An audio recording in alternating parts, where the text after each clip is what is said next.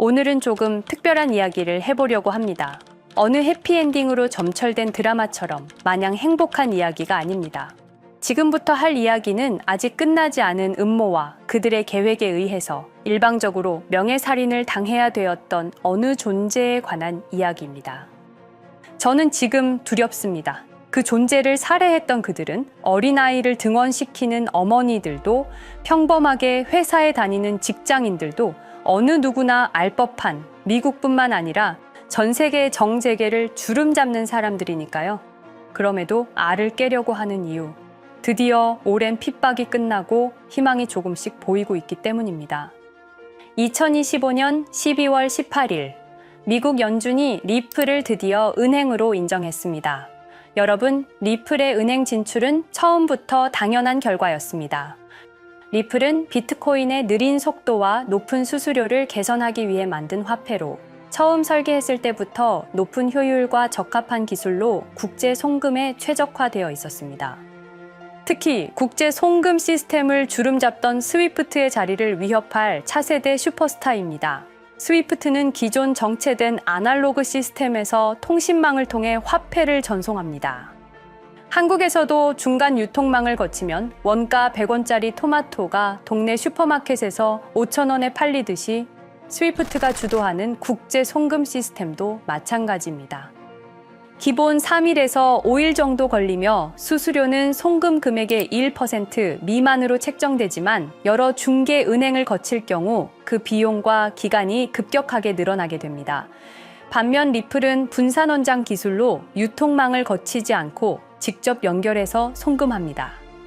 기간이라고 말하기 민망할 정도인 3초, 눈 깜박하고 나면 모든 게 끝나 있습니다. 송금 비용도 0.3%로 스위프트와 비교가 되지 않습니다. 모두의 환호와 기대 속에 리플은 탄생과 동시에 이미 연방은행의 일원이 될 준비가 끝나 있었습니다. 그런데 2020년 미국 SEC가 XRP를 기소합니다. 어떠한 화폐보다 빠르고 안전한 결제 시스템을 갖추었으며 국경 전송 시장 리더인 스위프트와 직접적으로 경쟁하고 현실에 안주하지 않고 끊임없이 발전하고 있던 리플에게 거대한 방지턱이 나타나는 순간이었습니다. 어째서 리플이었을까요? 기존의 인프라를 기반으로 은행과 코인이라고 불리며 안정성을 인정받은 유일한 XRP만 기소를 당한 것일까요? 그리고 왜 리플이 정체되고 있는 지금 개미들이 불안감에 떨며 서둘러 손을 털고 있는데 XRP가 연준은행으로 인정되었다는 발표 기사에 잉크가 새겨지기도 전에 거대 기관들은 그 사실을 어떻게 알고 30일 연속으로 조심스럽게 모으고 있었을까요? 우리가 모르는 리플과 그들만이 아는 무언가를 오늘 이야기해보려 합니다. 여러분, 아직 이 이야기는 결말에 도달하지 못했습니다. 기승전결로 따지면 아직 전에 바로 직전 단계에 불과합니다. 전환의 징조는 이미 나타나고 있습니다. 하지만 인스타, 트위터, 유튜브 등 세계의 SNS를 주름잡고 있는 그 세력 덕분에 지금도 수면 밑에서 직접 정보를 구하고 있는 사람들만 아름아름 알고 있는 사실을 공유해 볼까 합니다. 영상을 시청하기 전에 구독과 좋아요를 눌러서 제게 응원을 보내주세요. 그럼 시작하겠습니다. 여러분, 리플이 과연 어디까지 오를 수 있을지 궁금하시죠? 오늘 제가 정말 충격적인 이야기를 해보겠습니다. 2020년 12월 22일 밤, 그날을 기억하십니까? XRP가 단 하루 만에 63% 폭락했습니다. 어떤 이들은 수천만 원의 자산이 증발했고 어떤 이들은 하루아침에 수억을 잃었습니다. 처음엔 시장이 미친 거라고 생각했습니다. 변동성이라고, 조정이라고 그렇게 믿었습니다. 하지만 이 사건을 5년간 추적한 결과 이건 어떤 이들의 치밀한 계획이었습니다. 리플 가격은 4년간 철저하게 짓눌려 있었습니다. 그리고 더 충격적인 건 2025년 8월 그 암살자가 다시 나타났다는 겁니다. 이번엔 더 큰 칼을 들고 더 강한 권력을 쥐고 더 야심찬 계획을 가지고 지금부터 제가 5년간 추적한 절대 공개되면 안 될 이야기를 시작하겠습니다. 먼저 타임라인부터 보시죠. 천천히 따라오십시오. 2020년 12월 22일 오후 9시 30분 SEC 의장 제이 클레이튼이 XRP 기소를 전격 발표합니다. 그의 임기 종료까지 남은 시간 단 12시간. 12월 23일 오전 9시 클레이튼 SEC 의장직에서 사임합니다. 여기까지는 그럴 수 있다고 칩시다. 임기 끝나고 퇴임하는 거 이상할 건 없죠. 그런데 12월 24일 크리스마스 이브 아침입니다. 퇴임한 지 단 하루 만에 클레이튼이 새 직장으로 옮겨갑니다. 월리버 에셋 매니지먼트 자문으로. 잠깐만요. 이 회사가 뭘 하는 곳인지 아십니까? 비트코인과 이더리움에 8천억 원을 투자한 회사, 그러니까 리플과 직접적인 경쟁을 하는 회사에 베팅을 한 겁니다. 다시 한번 정리하겠습니다. XRP를 기소하고 다음날 사임하고 그 다음날 리플의 경쟁사에 투자하는 회사로 갔습니다. 이게 정상입니까? 윤리적으로 문제는 없습니까? 법적으로 괜찮은 겁니까? 하지만 진짜 소름 끼치는 건 이제부터입니다. 블록체인은 모든 걸 기록합니다. 그리고 그 기록을 추적해 보니 기소 발표 18시간 전인 12월 22일 새벽 3시 누군가 움직이기 시작했습니다. 대량의 XRP가 조심스럽게 하지만 확실하게 매도되기 시작합니다. 뉴스가 나오기 전, 세상이 알기 전, 폭락이 시작되기 전 누군가는 이미 알고 있었습니다. 이 시점에서 저는 의문을 품었습니다. 대체 왜 하필 리플이었을까? 이 사건을 이해하려면 XRP가 단순한 암호화폐가 아니라는 걸 알아야 합니다. 지금 여러분이 해외로 송금한다고 가정해보죠. 한국에서 미국으로 1,000만 원을 보낸다면 스위프트라는 시스템을 거칩니다. 전 세계 200개국 11,000개 금융기관이 연결된 거대한 네트워크. 벨기에 브뤼셀에 본부가 있지만 실질적으로는 미국이 완전히 통제하고 있습니다. 얼마나 무서운 권력이냐면요. 2012년 이란 핵 제재 때 이란 은행들을 스위프트에서 퇴출시켰습니다. 그 결과 이란의 경제는 즉시 붕괴되었습니다. 2022년 러시아의 우크라이나 침공 후 러시아 주요 은행들을 스위프트에서 퇴출시켰습니다. 이후 러시아의 루블화는 30% 이상 급락했습니다. 스위프트에서 쫓겨나면 그 나라는 국제거래에서 완전히 고립됩니다. 이게 핵무기보다 강력한 이유입니다. 실제로 폭탄을 떨어뜨릴 필요가 없으니까요. 버튼 하나로 한 나라 경제를 무너뜨릴 수 있으니까요. 스위프트는 돈의 흐름을 틀어준 지배의 손길입니다. 그런데 2017년 XRP가 등장했습니다. 비교해 보시죠. 송금 시간부터 압도적인 차이가 납니다. 스위프트는 국경 간 송금에 3에서 5일이라는 시간이 걸립니다. 반면에 XRP는 단 몇 초면 송금이 완료되죠. 수수료 또한 엄청난 차이가 납니다. 스위프트는 3에서 5%까지 수십만 원의 수수료가 발생하지만 XRP는 단 몇 원, 거의 공짜나 마찬가지로 송금을 처리합니다. 스위프트는 여러 국가의 중개은행이 필요하지만 XRP는 그런 것조차 불필요하죠. 그리고 2017년부터 2019년까지 일본 SBI 그룹이 뱅크 오브 아메리카가 산탄데르 은행이 하나둘씩 리플과의 파트너십을 검토하기 시작했습니다. 총 200개 이상의 금융기관, 연간 200조 원 규모의 국제 송금 시장에서 XRP가 스위프트를 완전히 대체할 수 있다는 게 증명되는 순간, 바로 그때 누군가에게는 절체절명의 위기가 된 겁니다. XRP는 단순한 암호화폐가 아니었습니다. XRP는 미국이 전 세계를 통제하는 금융 무기에 대한 직접적인 도전이었습니다. 그래서 저는 추적하기 시작했습니다. 누가 XRP를 제거하려 했나? 처음엔 당연히 정부를 의심했습니다.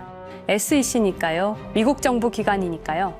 그 다음엔 월스트리트를 의심했습니다. 은행들이 위협을 느꼈을 거라고 생각했죠. 그런데 조사를 하면 할수록 이상했습니다. 모든 흔적이 전혀 예상치 못한 곳을 가리키고 있었습니다. 실리콘밸리, 뉴욕이 아니라 샌프란시스코, 월스트리트가 아니라 테크 기업들, 혁신과 자유의 상징이라던 바로 그곳 말입니다. 2002년 10월 3일로 돌아가 보겠습니다. 페이팔이 이베이에 15억 달러에 매각됩니다. 그날 50명의 직원이 퇴사합니다. 보통 회사라면 뿔뿔이 흩어지겠죠.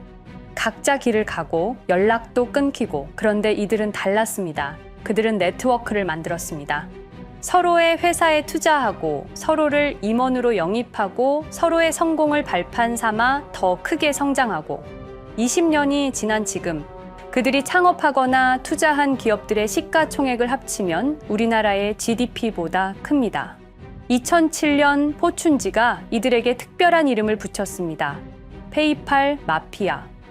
당시엔 실리콘밸리 성공 신화로 보도됐죠. 아름다운 동료의 혁신가들의 연대, 그런 이야기들. 하지만 2025년 지금 우리는 다르게 보게 됩니다. 핵심 인물들을 하나씩 보시죠.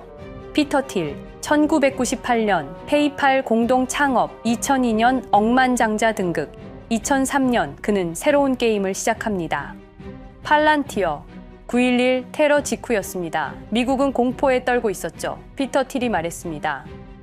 우리의 사기 탐지 기술을 국가안보에 사용할 수 있습니다. 그리고 CIA의 벤처 펀드 인큐텔로부터 투자를 받습니다. 20년 후 지금 FBI의 핵심 시스템도, CIA의 데이터 분석 시스템도, 국방부의 작전 시스템도, 국토안보부의 전산망까지도 미국 정부의 모든 데이터는 피터 틸의 회사를 거칩니다. 하지만 피터 틸의 진짜 권력은 정치에서 나옵니다. 2022년 JD 벤스라는 젊은 오하이오 출신 정치 신인이 상원의원 선거에 출마합니다. 우리에게는 러스트벨트의 가난한 백인 집안 출신으로 알려져 있고 힐빌리의 노래의 저자로 유명세를 타기 시작했습니다. 피터 틸이 움직입니다. 1,500만 달러, 우리 돈으로 약 200억 원을 이 젊은이에게 쏟아붓습니다. 벤스 당선. 2024년 7월 플로리다 마러라고 피터 틸이 트럼프를 찾아갑니다. 대화의 내용은 단 하나. 제가 추천하고 싶은 부통령 후보가 있습니다. 2025년 1월 20일 JD 벤스 미국 48대 부통령 취임. 페이팔 마피아가 백악관에 발을 들여놓은 역사적 순간입니다. 그리고 벤스뿐만이 아니었습니다. 일론 머스크, 여러분이 잘 아시는 그 일론 머스크 말입니다. 테슬라, 스페이스X의 CEO, 2024년 대선에 4,300억 원을 기부합니다. 트럼프 최대 후원자, 그리고 트럼프 2기 행정부에서 정부 효율부 DOJ 수장으로 임명됩니다. 연방정부 전체의 예산을 삭감할 권한, 그의 시장 조작 능력은 이미 증명됐죠. 2021년 5월 트윗 한 줄로 비트코인을 폭락시킨 후 뒤로는 더 싸게 매집했습니다. 데이비드 sak스, 백악관 AI 암호화폐 차르, 모든 AI 정책과 암호화폐 정책의 최종 결정권자, 페이팔의 전 COO. 미국의 암호화폐 정책 최종 결정권을 페이팔 마피아가 쥔 겁니다. 그리고 한 명 더, 여러분이 잘 모르는 이름이지만 아주 중요한 인물입니다. 제드 맥켈럽, XRP 공동 창업자, 2013년 리플을 나옵니다. 그리고 스텔라루멘이라는 경쟁 코인을 출시합니다. 그가 가진 XRP는 90억 개, 2022년까지 전부 매도합니다. 무려 4조 2천억 원이라는 천문학적인 수익을 기록했습니다. 그런데 기묘한 일이 벌어집니다. 2025년 6월 페이팔의 스테이블 코인 페이팔 USD가 스텔라루멘 체인으로 확장을 발표합니다. 리플의 배신자가 만든 플랫폼으로. 우연일까요? 그리고 저는 결정적 증거를 찾았습니다. 2025년 초 내부 고발자가 나타납니다. 월리버 에셋 매니지먼트. 기억하시죠? 제이 클레이튼이 XRP 기소 다음 날 합류한 바로 그 회사. 그 회사의 내부 문서가 유출됩니다. 공개된 투자 내역은 이랬습니다. 비트코인에 우리 돈 5천억 원, 이더리움에는 3천억 원이 투자금 명목으로 지출되었습니다. 이 돈들이 향한 곳은 모두 리플의 경쟁사들이었습니다. 그리고 충격적인 숨겨진 투자 내역. 스텔라루멘에는 700억 원을, 팔란티어의 주식에 1조 6천억 원, 금액이 비공개된 투자금은 페이팔의 페이팔 USD로 향했습니다. 잠깐, 스텔라루멘, 제드 맥켈럽의 코인, 팔란티어, 피터 틸의 회사, 페이팔 USD, 페이팔의 스테이블 코인. 제이 클레이튼이 SEC를 나오자마자 들어갔던 월리버 에셋 매니지먼트를 통해서 팔란티어, 스텔라 루멘, 페이팔로 흘러 들어간 것입니다. 모든 것이 연결됩니다. 모든 것이 한 곳을 가리킵니다. 이건 우연이 아닙니다. 리플과 SEC의 소송전은 거대한 연극이었던 것입니다. 모든 게 페이팔 마피아들의 계획이었던 겁니다. 이제 전체 그림이 보입니다.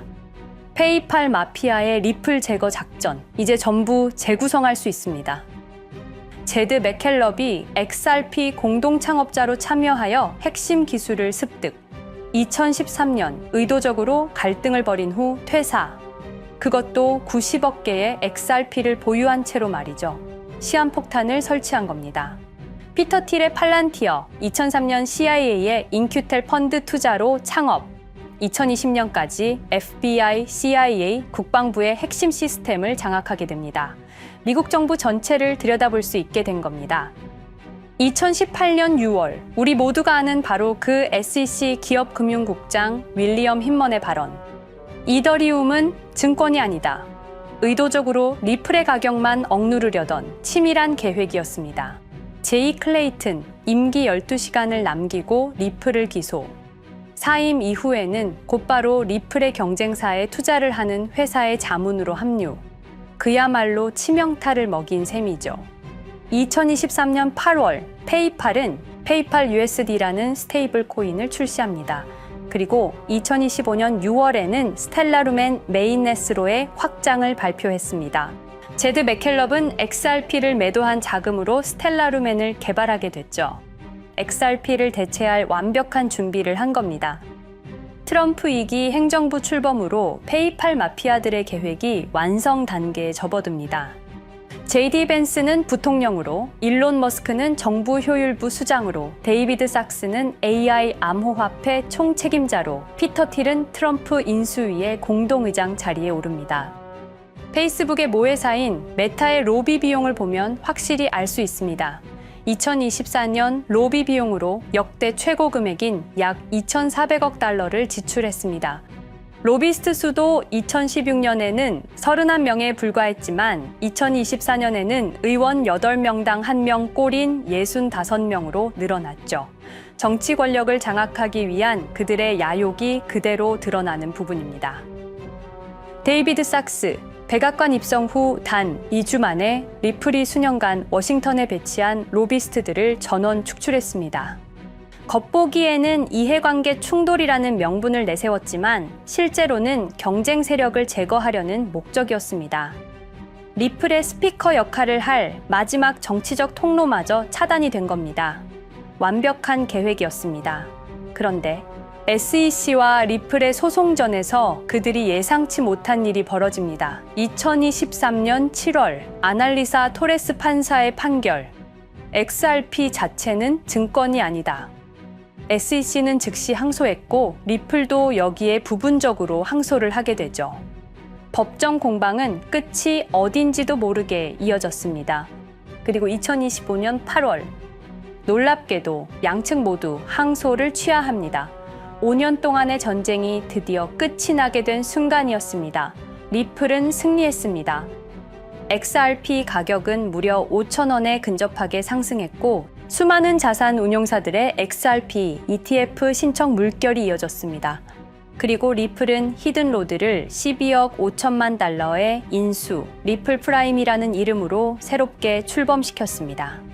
스테이블 코인 리플 USD는 출시 1년 만에 시가총액 10억 달러를 돌파하는 기염을 토합니다. 현재 리플의 기업 가치는 400억 달러 이상으로 평가받고 있습니다. XRP는 죽지 않았습니다. 5년 동안 억눌렸던 것이 폭발적으로 성장하기 시작합니다. 투자자들이 돌아오고 은행들이 재접촉하고 파트너십들이 재개되고 우리가 이긴 건가? 정의가 승리한 건가? 아니었습니다. 2025년 8월 18일 XRP 승리 발표 불과 10일 후 뉴스가 터집니다. 제이 클레이튼 맨해튼 연방검사로 정식 임명. 5년 전 XRP를 기소했던 바로 그 사람. 이번엔 연방검사로 돌아왔습니다. 월스트리트의 보안관이라 불리는 미국에서 가장 강력한 검사직.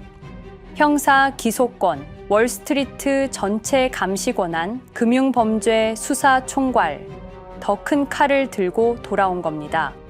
그리고 2025년 11월 트럼프 대통령의 발표, 제이 클레이튼을 앱스타인 사건 수사 책임자로 임명합니다. 잠깐, 왜 하필 클레이튼일까요? 왜 XRP 소송이 끝나자마자일까요? 왜 지금일까요? 그리고 그는 다음엔 누구를 조준할까요? 리플은 부활했습니다. 하지만 페이팔 마피아는 멈추지 않았습니다. 2025년 상반기, 이상한 패턴들이 포착되기 시작합니다. 일론 머스크의 행동이 변합니다.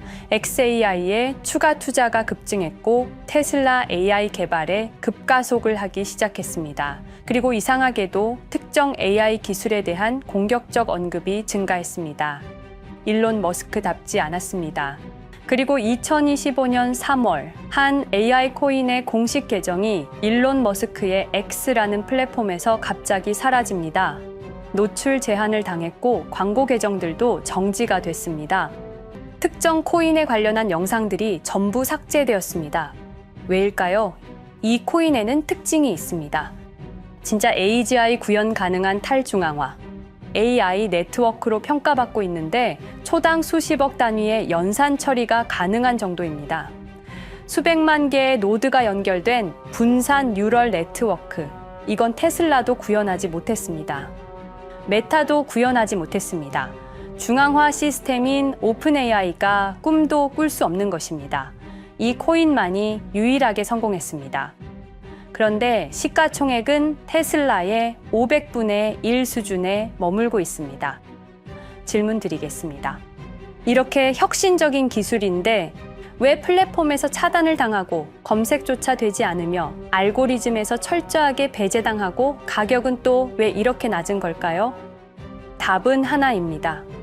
그들이 지금 사고 있기 때문입니다. XRP 때와 똑같은 패턴입니다. 역사는 반복되고 있습니다. 그리고 지금도 머스크와 페이팔 마피아의 자금이 이 코인으로 조용히 흘러 들어가고 있습니다. 가격이 낮은 건 무가치해서가 아닙니다. 리플이 그랬던 것처럼 그들이 움직이고 있기 때문입니다. 저는 이 AI 코인의 정체를 여기 유튜브에서 공개하려 했습니다. 하지만 치명적인 문제가 있습니다. 유튜브, 2005년 페이팔에서 나온 3명의 남자가 만들었습니다. 체드 헐리, 스티브 첸, 자베드 카림. 여러분이 지금 보고 계시는 이 유튜브라는 플랫폼조차도 모두 페이팔 마피아 출신의 감시망 안에 있습니다. 그리고 X는 일론 머스크가 소유하고 있습니다. 페이스북은 피터 틸의 첫 외부 투자로 시작했습니다. 그들은 플랫폼을 소유하고 있습니다. 백악관도, SEC도, FBI, CIA 계약도, 주요 SNS 플랫폼도 모두 그들 손안에 있습니다. 이전에 제가 이 코인을 공개한 영상이 있었습니다. 그러나 그 영상은 바로 삭제됐고 채널도 정지됐습니다. 가이드라인 위반은 전혀 없었습니다. 그냥 사라졌습니다. 불편한 진실이 다뤄질 때마다 이런 일이 반복됐습니다. 하지만 한 가지는 분명합니다. 5년 전 XRP 투자자들은 속수무책이었습니다. 그런데 그들은 포기하지 않고 5년을 버텼습니다. XRP는 부활했고 포기하지 않는 사람들은 큰 수익을 얻었습니다. 그들은 우리가 잊었다고 생각합니다. 그들은 우리가 용서했다고 생각합니다. 그들은 우리가 포기했다고 생각합니다. 역사를 기억하는 자가 역사를 만듭니다. 자, 이제 질문하겠습니다. 역사는 지금 이 순간에도 반복되고 있습니다. 똑같은 패턴으로, 똑같은 방법으로 또다시 당할 수만은 없습니다. 그들에게 리플이 당했던 것과 똑같은 패턴으로 가격이 짓눌리고 있는 이 코인은 리플이 그랬던 것처럼 결국 모든 걸 이겨내고 상승할 수밖에 없을 것입니다. 그들의 계획을 미리 예측해서 우리가 조금이라도 더 빨리 움직인다면 우리는 도지코인, 시바이누를 초기에 매수했던 사람들처럼 상상할 수도 없는 수익을 올릴 수 있을지도 모릅니다. 저는 오늘 이 코인을 여러분께 공개하겠습니다. 단 유튜브의 스크립트, 작성 기능 때문에 직접적으로 언급할 수는 없습니다. 영상 설명란과 고정 댓글에 있는 링크를 통해 간단한 양식을 작성해 주시는 모든 분들께 이 코인을 알려드리도록 하겠습니다. 선택은 여러분의 몫입니다. 아무것도 하지 않으면 아무 일도 일어나지 않습니다. 행동하십시오. 그러면 여러분의 인생은 바뀌게 될 겁니다. 긴 영상 시청해주셔서 감사드리고 궁금하신 점은 댓글을 통해 말씀 주시면 제가 성심성의껏 답변해 드리도록 하겠습니다. 감사합니다.